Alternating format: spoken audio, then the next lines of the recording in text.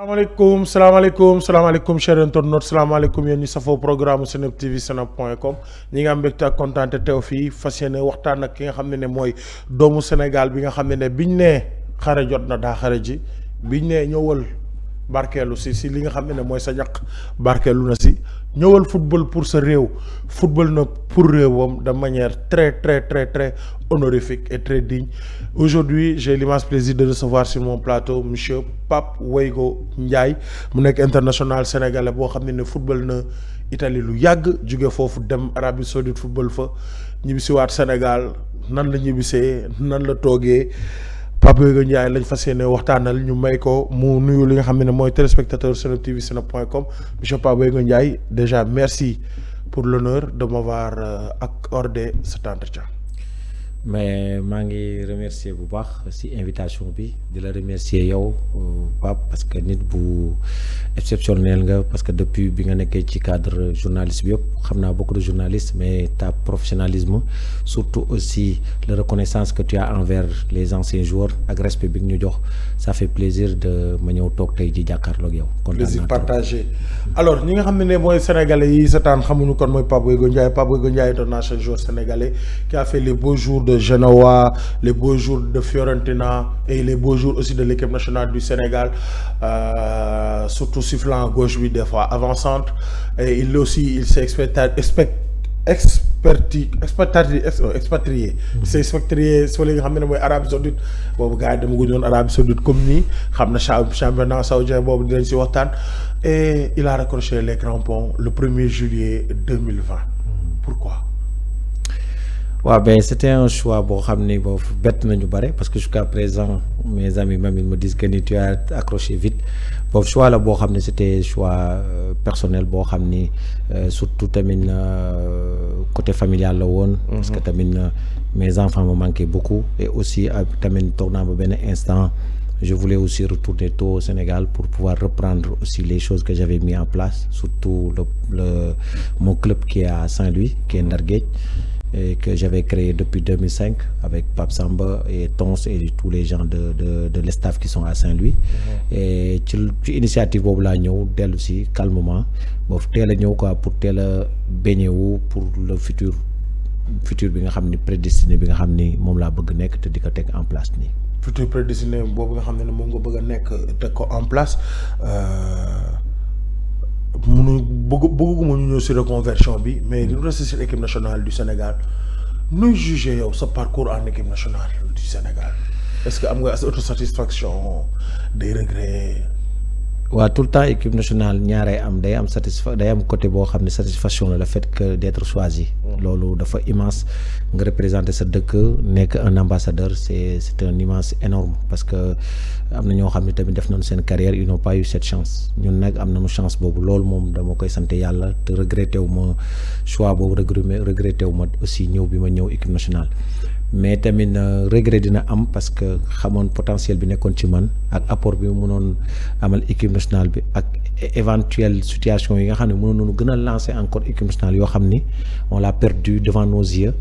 et ça nous a beaucoup marqué et ça nous a fait beaucoup mal aussi. ban match nga bëgg a rejouer ak en équipe nationale boo xam ne ba léegi mi ngi à travers sa gorge ba léegi. mooy bi ñuy perte la qualification avec la Gambie. Ici au Sénégal. Coupe du monde 2016 waaw Coupe du monde ça m'a beaucoup fait mal parce que le jour-là. 2018 voilà Coupe du monde 2014. Ouais, 2014 ouais. On était là sur le banc étant jeune et le match allait c'était pratiquement nous les jeunes qui l'avaient joué à 10 et on avait une bonne relation là-bas. Il nous suffisait seulement d'un point rek mu changer notre vie mu changer notre carrière et ça tombait à l'eau et loolu tamit ça nous a beaucoup marqué et ça nous a fait beaucoup mal aussi parce que tamit carrière joueur ay situation la mais situation yooyu aussi ça pouvait changer parce que imagine si on se qualifiait dem équipe nationale dem coupe du monde ça pouvait nous ouvrir d'autres portes yoo xam ne sax c'est immense et ça nous pouvait aussi permettre sur le plan marketing, sur le plan national, sur le plan international, sur le plan aussi de prolonger encore, rester en équipe nationale. Bon, ça nous a beaucoup marqué mais quand même bon, Dieu a voulu ainsi bon, en tant que sportif on accepte et on avance. Il y a aussi des bons moments. Bien sûr il y a des bons moments parce que tamit bons moments yi mooy retrouver sol maillot bi rek c'est extraordinaire. parce que jusqu'à présent je me dis que ni est-ce que les jeunes ils savent maillot bi boo ko porter parce que boo ko porter c'est lourd, c'est toute une nation, c'est ta famille, ta réputation, le joie bi nga xam ne immense bi refléter ta famille, fierté boobu tout ça. Et équipe nationale tamit maillot bi dafa lourd trop. Man tout le temps je me dis que ni képp ku ko sol rek nañ leen ñaanal quoi waaw képp ku ko sol rek. c'est plus beau souvenir de l'équipe nationale. Bon, sélection bi ça m'a souvenir bu neex la ak tamit j'ai joué tamit équipe nationale espoir. J'ai remporté aussi Amical Cabral avec voilà Koto et Sarr Ablaye Sarr. Voilà, on l'a remporté toutes ces choses là. Bon man nag dama nekkoon nit koo xam ne j'étais trop effacé. Parce que bëgguma woon trop dans les écrans parce que je voulais aussi après le foot vivre calmement et jusqu'à présent Dieu merci bon j'arrive à pas dans l'indifférence totale. Pas l'indifférence totale. Mais on vite fait yow da maanaam vous passez dans l'anonymat ba léegi. Voilà waaw man loolu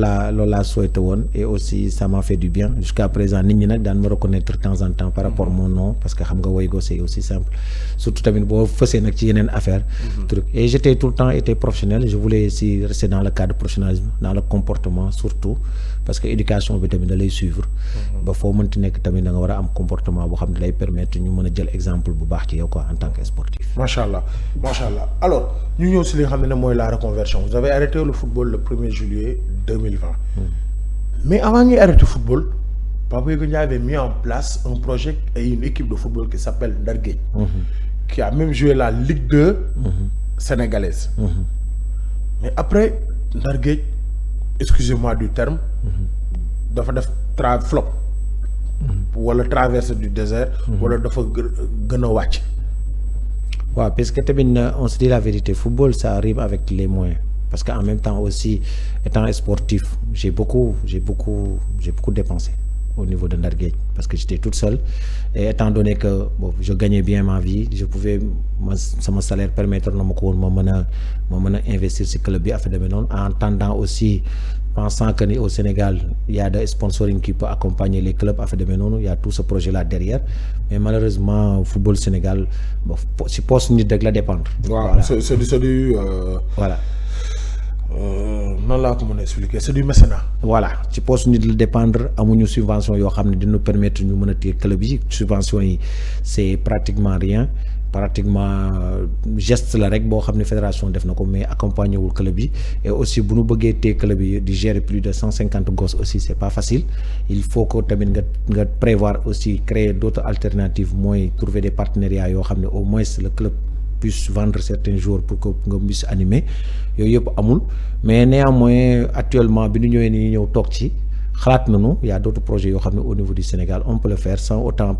penser en Europe pour pouvoir développer le football Sénégal, pour développer aussi les clubs.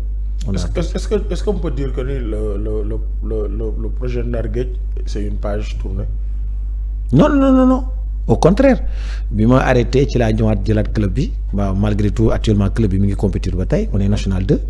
et 2 ans yi yëpp à espace de 1 point 2 points moo tax yéeguñu et aussi dama maintenir foofu parce que tamit on se dit la vérité boo yéegee entre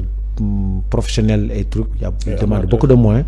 et les déplacements ici bon tu as besoin beaucoup de choses bon je me disais que ni actuellement comme c'est des jeunes et je forme des jeunes bon plus de ñu am patience ñu toog compétir et malgré tout ça aussi j'arrive à faire partie des joueurs bon daaw il y avait le jeune là actuellement qui s'est retrouvé à la Linguère, c'est moi qui l'a amené à Majorque pour mu def ay tests mais finalement bi mu ñëwee il m'a fait un sale tour et voilà et bon ça continue, on est en train de continuer et ce projet bi mi ngi gën a agrandir. Actuellement on a fait une association avec les anciens sportifs xëy na daan ci waxtaan après pour jàppale suñu rakk yi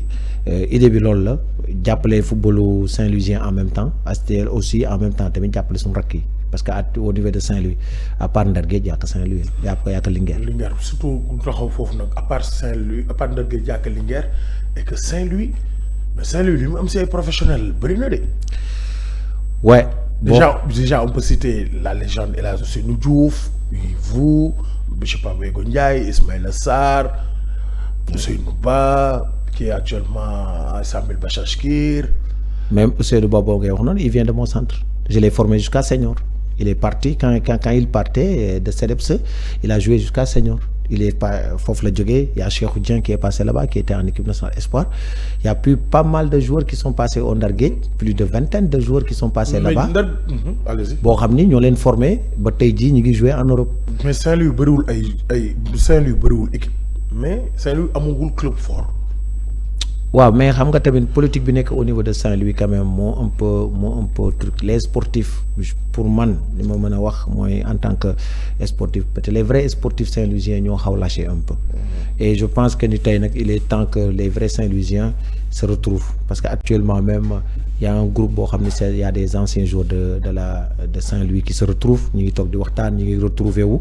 mais je pense que ni actuellement c'est les vrais sportifs de Saint-Louis ñoo war a retrouver wu autour du football saint-louisien ñu bañ a toog seetaan parce que je connais beaucoup de personnes yoo xam ni def nañ lu bëre footballu Ndar te footballu Ndar vitrine la woon parce que tamit jusqu'à présent il y a beaucoup de talent booy yu nekk foofu man nag centre rek laa mën a def mënuma jël ñëpp gérer leen mais néanmoins ñi ngi def suñu côté yaakaar naa ñeneen bu ñu ñëwee jàpp noonu football Saint-Louis dina mën a delluwaat à sa place quoi. Et l'état de la pelouse du stade. waaw c'est catastrophique parce que le football saint-louisien comme je te dis on l'a abandonné sur tous les plans parce que boo xoolee Saint-Louis y a qu'un stade Mawade Wade stade boobu c'est catastrophique le football saint-louisien li ko représenté woon moo doon Maître Babacar Seye et Maître Babacar c'est le berceau de football saint-louisien man bi ma gisee état terrain bi en tant que sama enfance yëpp ñun ci stade boobu la ñu xamoon tous les saint-louisiens aussi se retrouvaient dans ce stade là te boo xoolee battinu footballu Saint-Louis sax ci stade boobu la nekk mais tey ji on l'a laissé à l'abandon j'espère avec le nouveau gouvernement avec politique bi gën a bees avec le nouveau ministère je pense que ñu rétablir ko pour tamit au moins Saint-Louis am au moins 2 à 3 stades yoo xam ne dina mën a digne pour que jeunes yi mën a exprimer leur talent. Sénégal dinañ bëgg nañ postuler aussi là sur l'organisation de la Coupe du Monde 2029 croisons les doigts alors bu ñu jógee ci cadre Saint-Louis boobu parce que tamit plaidoirie sa dëkk day baax de manière générale sentez-vous une volonté de la Fédération sénégalaise de football d'impliquer les anciens internationaux comme vous dans la gestion du football sénégalais? Effectivement, mais tu sais que ñun on ne peut pas aller booster les portes parce que tamit ñun bi nu paree sunu football moi je suis allé en Italie j'ai passé mes diplômes d'entraîneur j'ai mon UEFA B après bi ma ñëwee pour contribuer suma dëkk il y a pas mal de joueurs nous les anciens on s'est retrouvés am na ñoo xam ne dañ fa toog continuer seen carrière nekk seen ay club avec seen relationnel am na ñoo xam ne toog nañ fa seen famille ñun on a choisi de retourner au Sénégal c'est un choix boo xam ne ñun pour ñun c'est un devoir pour retourner jàppale suñu rakk yi y a Bayal y a Babacar Gueye y a Tafa Diallo y a Dame Ndoye y a Ousmane Ndoye qui est là qui est à Thiès y a pas mal de joueurs ki nga xam ne dellu si nañu mais parce que ñun Sénégal la ñu gëm Sénégal la ñu bëgg on veut vraiment apporter notre expérience notre savoir-faire mais tamit je pense que ni c'est aux fédérations aussi de ouvrir des cadres boo xam ne ñu permettre ñun ñu mën a ñëw toog ak ñoom waxtaan ak ñoom wax leen suñu xalaat wax leen tamit suñu ay mbébét si on peut ajouter si on peut aider aussi on le fera volontiers parce que tamit on sait que tout le monde ne peut pas être entraîneur en équipe nationale mais quand même war na mën a am cadre boo xam ne tamit nous les anciens aussi lu ñu mën a apporter suñu rakk yi ñu faciliter que c'est à eux de nous faciliter ça nous on est là à leur disposition. Comme par exemple yéen yan difficulté ngeen di am actuellement. difficulté yi bari na dans les clubs aussi. Dans les clubs mooy booy conditions yu nekkee c'est très difficile. je veux dire par rapport à la structuration wala par rapport loo leen di soxla loo leen ay kayit yoo leen di bëgg au niveau de la Fédé mu leen di jafe wala yooyu noonu laa bëgg. waaw Fédé bi tey ji li ñuy soxla dans un cadre man am naa club ba pare bon ça veut dire que ni damay respecter rek dans la logique. du fédération. peut-être am na joueurs yoo xam ne tey ji ñëw nañu ils veulent aussi investir ils savent pas où aller peut-être fédération bu tegoon ay orientation yoo xam ni. pour nit ñi ñëwee. dans les mën a orienter certains clubs pour ñu ñëw def collaboration ak ñoom ñu bëri bëgg nañu ñëw investir dans le cadre du football nit ñi dañu yaakaar ni football dafa gàtt mais football industrie la quoi. industrie bu yaatu la. bu yaatu bu mag a mag peut-être fii ñoo ko jëlee à la légère parce que boo xoolee tey jii les clubs comment ils payent les joueurs comment ils font les modèles là ñun gis nañ ko xam nañ ko. On peut reproduire les mêmes choses ici que les joueurs bañ a sax penser aller en Europe. Tout le monde ne peut pas aller en Europe pour pouvoir réussir. Ils peuvent réussir ici sur place, mais il suffit seulement que ñu impliquer ñëpp wax ci seen xalaat et dina permettre tamit ñu trouver ay sponsors, trouver tamit cadre boo xam ne joueurs yi daanu mën a am ay salaires décents au niveau du Sénégal pour gagner seen vie. Léegi nag ku ci am chance dem en Europe mu nekk un plus, parce que boo xoolee tamit yeneen pays ñi ngi développé, Guinée, Rwanda, toutes ces choses-là, ils commencent à investir dans le club. Il suffit seulement avoir une organisation, un sponsoring solide et une politique sportive boo xam ni état bi dina ci jàpp. Sportif yi gën ci gis seen bopp quoi, parce que boo xoolee tey jii Sénégal y a plein de joueurs, y a plein de jeunes bàyyi nañ seen école, bàyyi nañ lépp.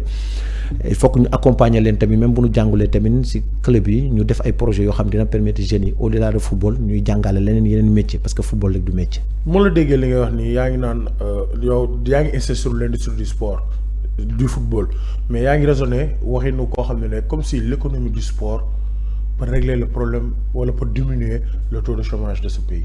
Bien sûr boo xoolee tey jii c'est le seul sport bi nekk au niveau de Saint-Louis, jeunes yi joueurs boo yi nekk fii di football yëpp mënoo leen compter, c'est impossible. C'est des millions de jeunes, ñoom ñëpp ñu ngi rêver d'être des Sadio Mané, ñu ngi nekk rêver des trucs. Am na booy yu bëri yoo xam ne seen école sax matul dañu bàyyi jàng. booy ko ci wax mu la dama bëgg tekki dimbali suma yaay, dama bëgg tekki, c'est la même chanson bi ñuy def, mais ñun xam nañ ni tout le monde ne peut pas réussir, on le sait. La seule chose qu'on est mooy trouver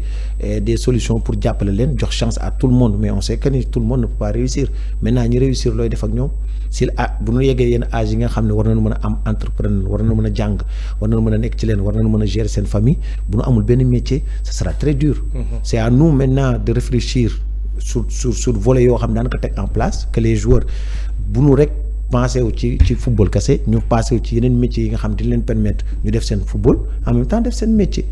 dina leen permettre tamit bu fekkee ne football bi réussir aussi métier bi dina leen permettre ñu mën a gagner seen vie, continuer tamit seen cadre sportif. Surtout par exemple ay sport études, on a vu le cas de Alpha Amadou Touré, capitaine de l'équipe nationale U17, il a validé son baccalauréat et il s'est envolé le lendemain pour signer à FC Metz. Voilà c'est ça, voilà c'est un plus, parce que kooku tamit yàqul jàngam, mais tamit loolu lépp encadrement la, waxtaan rek ak politique la, def ko tamit dans les clubs yi tamit adéquat que la fédération et le gouvernement jàppale club yi tamit mën a teg yooyu en place, parce que jeunes yooyu yëpp tamit ils ont besoin d'emploi. Mais emploi yi tamit bu ñu ko deful ci club yi, insérer ko ci club yi dina permettre jeunesse boobu au moins am ci lu ñu jàpp en attendant ñuy def seen parcours. Léegi nag une fois que ku ci décroché un contrat professionnel, c'est un jackpot, parce que sur 1000 jeunes il y aura 3-4 qui vont réussir à peu près. Mais réussir sax entre guillemets, parce que boo yeggee fële tamit bii benn élan ngay def, mais boo yeggee fële te am na leneen lu lay xaar loo xam ni s'ils sont pas bien préparés psychologiquement, mentalement, carrière bi day sooxi quoi. Malheureusement da ngay dégg tout le temps si at bi 4 dizaines de jeunes yuy génn, mais boo xoolee ñi si percé du bare quoi. ñi si percé du bare. Alors ñu ñëw dans le cadre football carrément, est-ce que mën nañ xëy benn jour gis Pape Oega Ndiaye banc Linguère wala banc beneen équipe championnat du Sénégal en Ligue 1 wala en Ligue 2 wala en national, Pape Oega Ndiaye entraîneur d'un club sénégalais, d'un club local? waaw mën nekk, mais le problème a nekk au niveau du Sénégal on a un problème que les clubs régionaux déjà dafay seen formation ak seen structures yi ñuy teg du permettre ñun ñi nga xam ne tey jii am nañu yenn kii indi du nu may opportunité ñu indi quelque chose de nouveau, dañuy tëj bunt yi. Et tëj buntu bi tey jii man imagine, je te le dis franchement, depuis que je suis Papa Wego, moi je suis à Saint-Louis, je suis un joueur professionnel, am naa sama diplôme entraîneur ak sama expérience yëpp, y a jamais même pas un dirigeant de club ou entraîneur ñëw sax laaj la sa expérience. C'est extraordinaire, alors que ñun ñu ngi toog fii di dimbali ñeneen ñoo xam ne ñu ngi nekk en Europe. Y a beaucoup de clubs yoo xam ne je travaille avec eux, il me demande des choses. Il y a des clubs yoo xam ne dañuy am problème avec un joueur boo xam ni africain la wala leen, ma wax ak moom, waxtaan ak moom, delloosi ko, indi ko, di ko raisonner, toutes ces choses là. Il y a des joueurs yoo xam, il y a des clubs yoo xam ne dañuy demander ay conseils, comment on doit comporter sur certaines choses ñu ngi koy defal ñeneen, alors que mën nañ ko defal les clubs qui sont ici, parce que boo xoolee ici c'est le problème de formation. Parce que tey jii boo bëggee former un joueur par exemple bëgg ko def professionnel, il faut que joueur boobu xam luy le professionnalisme, mais pour mu xam professionnalisme lan moo gën a outil yow un joueur boo xam ni def na le professionnalisme jusqu'à 25 ans ñëw jege boo yooyu conseiller leen sur tous les plans. Parce que football du terrain bi rek c'est le côté mental. Le côté psychologie sportif. Comment gérer son carrière, comment gérer le gain qui va venir, comment gérer la pression familiale, la pression dans les clubs, la pression qui c'est autour de toi et succès bi tout ça dafa métti man de peut-être nag nit ñi dañuy basé wu rek si côté volet sportif bi mais volet boobu mooy li gën a yomb dugg terrain sol équipement football moo gën a yomb ay polo moo gën a yomb voilà mais joueur bi ci ginnaaw comment il vit encadré ko c'est quoi le professionnalisme nan la war a lekkee nan la war a naanee nan la war a gérer temps am fa la war a dem fu mu warul dem image am nan la ko war a gérer toutes ces choses là ça reste aussi les jeunes ils ont besoin de tout ça pour être bien ba telle sorte que bu ñu yeggee fële du ñu dépayser wu parce que xam nañ ko déjà xam nañ li ñuy fekk ji xam nañ nan war a comporter wu xam nañ nan ko war a. su ma amoon club du ma la jël def la entraîneur xam na laa lay def manager général parce que yow da ngay génn si cadre terrain bi mais yaa ngi si cadre environnement bi. yaa ngi si cadre espace bi. yaa ngi si cadre évolution joueur bi. yaa ngi si cadre gestion des émotions. jàng nga ko donc peut-être yéen ñii seetaan Pape Boyko ku ko jël nee na du dem si kenn wante ku ko laaj mu won la ay papiers ak ay diplômes am. waaw je pense que bon en bon Saint-Louisien. la Linguère avec le nouveau président mën a appuyer aussi sa expertise pour remettre à la place de Linguère fi nga xam ne moom moo nekkoon place am autrefois l'équipe nationale du Sénégal ñu ñëw si équipe nationale du Sénégal gannaaw bu ñu waxee sa reconversion ak say qualité d'entraîneur ak manager l'équipe nationale du Sénégal vainqueur de la dernière Coupe d'Afrique des Nations mais ñu ñëwaat encore Côte d'Ivoire échoué sorti par la Côte d'Ivoire en 8e te ñu ngi woon si spirale bu doy waar parce que la petite catégorie avait raflé toutes les coupes noo dundee cette élimination du Sénégal lors de la dernière CAN. Ben ça fait mal parce que en tant que sportif on pensait qu'on allait partir pour revenir mais malheureusement le football aussi li ñuy wax rek rien n'est jamais gagné à l'avance parce que boo xoolee équipe nationale bi c'était l'équipe à abattre moo doon référence Afrique et c'était équipe boo xam ne tey jii ku amoon moom machine nul sax pratiquement def nga un Coupe d'Afrique exceptionnelle. Mais comme ni ngay wax man sama analyse dafay xaw a un peu différent des autres sur le plan général je me dis que ni équipe bi da ngay xool li ko tabax man foofu laa tàmbalee quoi pour wane ni lan mooy indi échec yi parce que équipe bi li ko tabax boo xoolee Jeux olympiques moo ko tabax. wallaay boo xoolee Aliou Cissé Jeux olympique boobu moo ko permettre mu xam les jeunes là nekk ak ñoom c'est le même jeune la ñëwaat indi ossature boobu la téye ossature boobu la taxaw defar ci état d'esprit équipe am ba équipe bi taxaw boo xoolee base u jeu équipe nationale Jeux olympique la mais boo xoolee avant ñuy dem CAN bi c'est la même situation après bi ñu raflé lépp loolu dafa ñëwaat présenté waat bon ça veut dire que ni la taxoon ba lii am mi ngi taxawaat sa kanam et tenuñu ko compte et je pense que ni échec Coupe d'Afrique bi nii foofu la c'est un peu ambigu ni nit ñi dañu ko comprendre mais man c'est mon analyse personnelle ça veut dire que ni da nga waroon préparer sa relève mi ngi commencé woon sa qualification boobu parce que yàlla def nga benn rafle nga lépp am benn stature benn ay jeunes yoo xam ne ils sont encore 20 ans toutes fraîches mu wóor la ñooñu tey jii war nañu préparer sa relève parce que tamit ñun li ñuy échouer tout le temps mooy duñu anticiper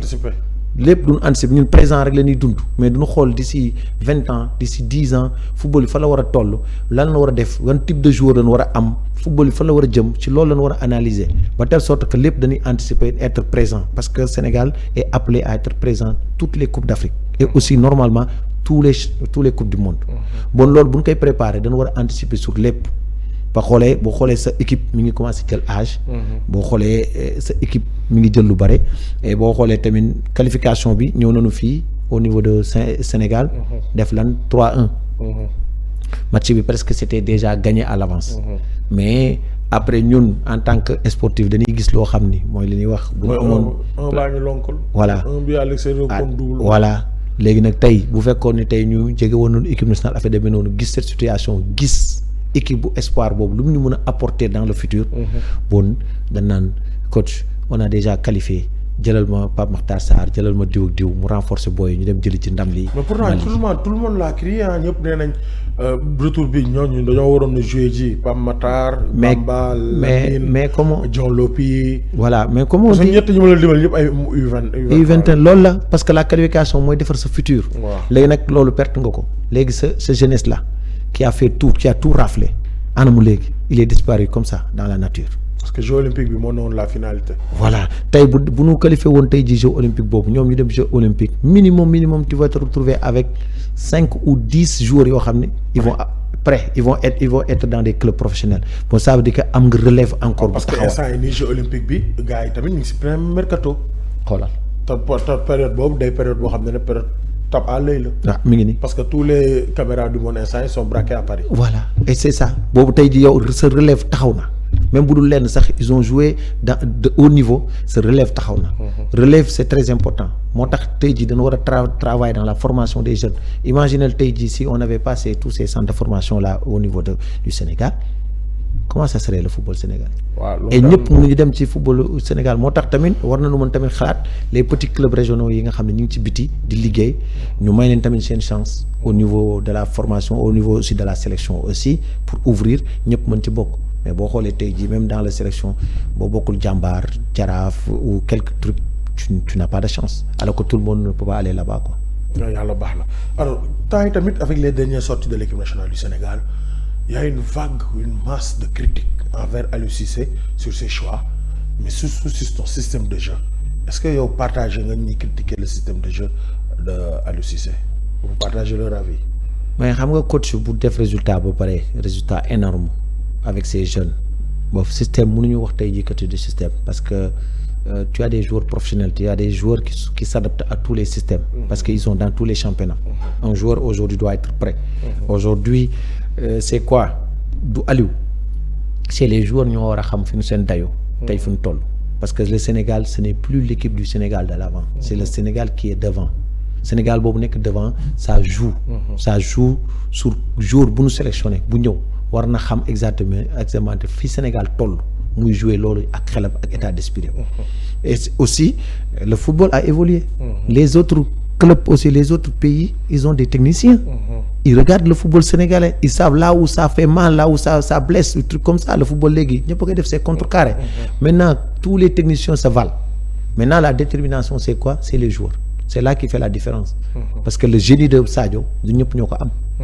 le génie de Ismaïla Sarr du pays yëpp ñoo ko am bon nag ñooñu dañuy travailler sur nos faiblesses di travailler aussi sur leur force parce que force bi mooy leen Sénégal rek laay jouer rek déjà c'est quelque chose d'énorme maintenant nag Sénégal nag c'est à lui de imposer sa maturité son club son leader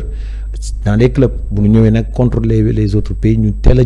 jóg seen kaw les occasions teel ko réaliser pour mën a être tranquille puisque match bi dem ñoom ñuy am chance 0-0 puisque muy gën a métti si ñun quoi. bu ñu tëjee chapitre équipe nationale du Sénégal vous avez évolué 7 ans dans le championnat saoudien. précisément à Al Garfa. waaw entre Dubaï et Arabie Saoudite. L'évolution du football saoudien durant ces 3 dernières années surprendre na la. non surprendre ma xam nga nit ñi dañoo xamul ni dëkk naar yi ñoom ils sont tout le temps en rivalité. ah bon. oui. kon xanaa Qatar bi organiser coupe du monde bi moo indi coow moo indi lii lépp. merci parce que boo xoolee durant 5 ans yi passé Qatar moo téye Orient bi. lu ñu doon wax Qatar coupe du monde bi Qatar Saoudi Dubaï ñoom ñëpp ils étaient en néant léegi nag bu Qatar pare nag y a un autre politique moo tax ñu naan nit ñi dañuy anticiper ñoom tamit ils ont anticipé ils ont dit que comment on va faire aussi que les gens parlent de eux ils ont investi et qu'est-ce qu'ils ont fait ils ont investi lourd. La géopolitique sportive. C'est ça les gens ne suivent pas ce qui se passe léegi nag Arabie Saoudite actuellement avec le nouveau président il est jeune il est frais comment il peut galvaniser son pays il y a des centaines de millions saoudiens à faire de non avec ces projets qu'il a mis en Arabie Saoudite tout ça il veut aussi mettre son pays et le premier message au monde pour mettre ton pays en avant c'est le sport et c'est le football. Et pourquoi ça a justifié la signature de Cristiano Ronaldo? C'est ça c'est un marketing. Et pour Afrique boo xoolee tey jii le marketing ça a évolué. Le venu de Messi à Paris on sait. C'est du marketing. C'est du marketing après Messi bi muy jël coupe bi la na def solo leen ko abbaye bi c'est le marketing. waaw Messi bi mu jëlee coupe du monde à Qatar abbaye lañ ko solal ak kii comme naar. tu vois nit ñi di parce que ñoom duñu gis terrain bi rek la ñuy gis mais duñu gis autour ce qui est autour. mais c'est un bon politique aujourd'hui regarde tey jii le football saoudien aujourd'hui c'est le plus regardé. Tu sais combien de millions d'euros qui rentrent actuellement tu vois. waaw bu ñu demee bañ ne championnat France gars yi jëndaguñ ko ndax amagul plus-value Mbappé dafa jógee championnat France jëndaguñu droit télé yi mais championnat Arabie Saoudite gars yi ngi reyante si droit télé yi ba am na ñu jënd bay jënd ay 5 ans encore. Ah t'as vu comment ils ont fait seulement avec ça rek ils peuvent payer les jours qui viennent déjà am nañu monnaie bi te foofu c'est les gouvernements qui investissent dans les clubs. C'est les gouvernements qui ñoom ñooy appuyer club yi avant championnat commencé gouvernement yi jox na leen déjà leur budget